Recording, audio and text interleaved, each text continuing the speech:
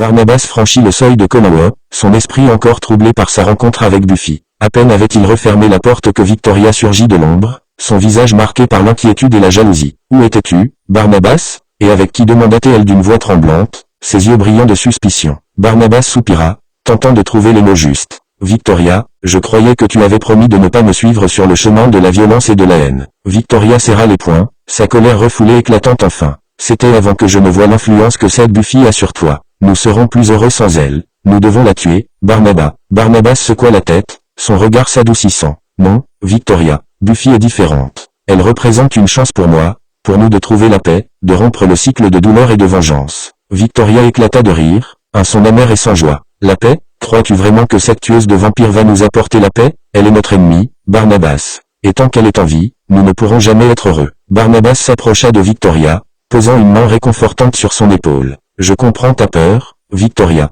mais Buffy est plus qu'une simple tueuse. Elle a le potentiel de nous montrer un autre chemin, un chemin où nous ne sommes pas condamnés à être des monstres. » Victoria recula, refusant d'accepter ces paroles. « Tu es aveuglé par elle, elle t'a ensorcelé, tout comme Angélique l'a fait autrefois, mais je ne laisserai pas cela se reproduire. Si tu ne peux pas la tuer, alors je le ferai. » Barnabas sentit une douleur sourde dans sa poitrine. « Victoria, écoute-moi, la violence ne nous mènera nulle part. Nous devons trouver une autre solution, une qui ne soit pas dictée par la haine. » Mais Victoria, le regard durci par la détermination, se détourna. « Je vois que tu ne comprends toujours pas. Très bien, Barnabas, si tu refuses de te débarrasser de Buffy, alors je le ferai seul. » Alors qu'elle quittait la pièce, Barnabas sentit le poids des choix à venir peser lourdement sur ses épaules. Il savait qu'il devait protéger Buffy, non seulement de Victoria, mais aussi des ténèbres qui menaçaient de le consommer. La nuit promettait d'être longue, mais il était déterminé à trouver une solution, pour Buffy, pour Victoria, et pour lui-même. Barnabas se dirigea vers le bar, ses pensées tourbillonnant après sa confrontation avec Victoria.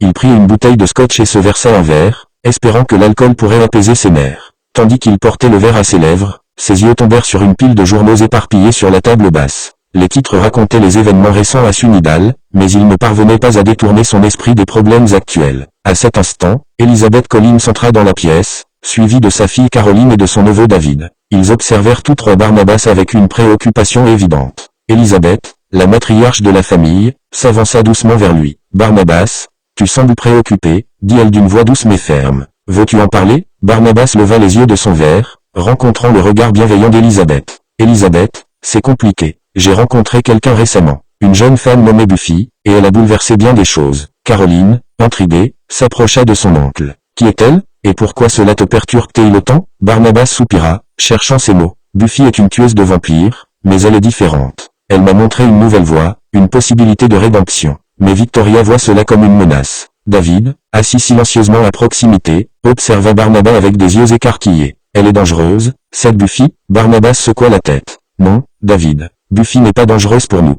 Mais Victoria est convaincue du contraire et veut s'en débarrasser. » Elizabeth posa une main réconfortante sur l'épaule de Barnabas. « Barnabas, parfois, ceux que nous aimons ont peur des changements, surtout quand ces changements impliquent des inconnus. Si Buffy représente une chance pour toi, alors tu dois essayer de faire comprendre cela à Victoria. » Barnabas hocha la tête, appréciant la sagesse des paroles d'Elizabeth. « Tu as raison. Je dois trouver un moyen de faire accepter Buffy à Victoria et de protéger Buffy en même temps. » Caroline sourit doucement. « Nous sommes ici pour te soutenir, oncle Barnabas. N'oublie pas que tu n'es pas seul. » David ajouta timidement. « Oui, nous sommes une famille, et nous surmonterons cela ensemble. » Barnabas sentit un léger soulagement en entendant les mots de soutien de sa famille. Avec leur aide, peut-être pourrait-il trouver une solution pour concilier son passé sombre et les promesses d'un avenir meilleur. Il but une gorgée de son scotch, déterminé à faire tout ce qui était en son pouvoir pour préserver cet équilibre fragile. Barnabas quitta la maison de Konoha, laissant Elizabeth, Caroline et David derrière lui. Il marcha lentement à travers la propriété, l'esprit tourmenté par la situation actuelle. Le clair de lune projetait des ombres sur le sol, ajoutant une atmosphère presque surnaturelle à la nuit tranquille.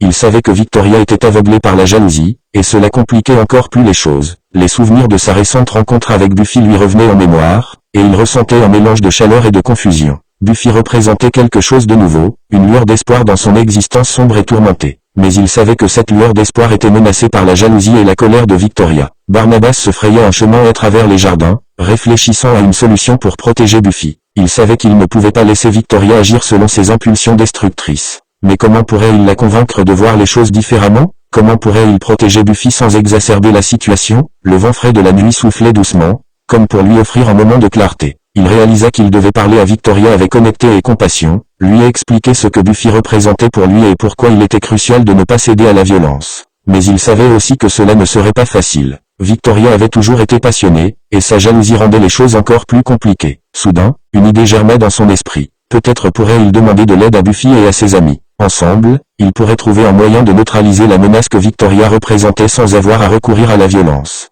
Peut-être que Giles, avec sa vaste connaissance des créatures surnaturelles, pourrait proposer une solution. Barnabas se sentit soudainement plus léger, comme si un poids s'était soulevé de ses épaules. Il savait qu'il devait agir rapidement, avant que Victoria ne prenne une décision irréversible. Avec une détermination renouvelée, il se dirigea vers la maison, prêt à affronter les défis à venir. Quoi qu'il arrive, il était résolu à protéger Buffy. Pour elle, pour lui-même, et pour l'avenir qu'il espérait construire. Victoria était allongée dans son cercueil, le regard fixé sur le plafond de sa chambre sombre. Ses pensées tourbillonnaient autour de Buffy, la tueuse qui menaçait de détruire ce qu'elle et Barnabas avaient. Aveuglée par la jalousie, elle imaginait divers plans pour éliminer cette menace. Mais chaque plan semblait plus risqué et désespéré que le précédent. Elle entendit la porte de la chambre s'ouvrir doucement. Barnabas entra, ses pas silencieux sur le sol en bois. Il regarda Victoria, allongée dans son cercueil, son expression un mélange de tristesse et de détermination. « Victoria » murmura-t-il, espérant engager une conversation avant de se reposer. « Nous devons parler. » Victoria tourna la tête vers lui, son regard durci par la colère et la jalousie. « Il n'y a rien à dire, Barnabas.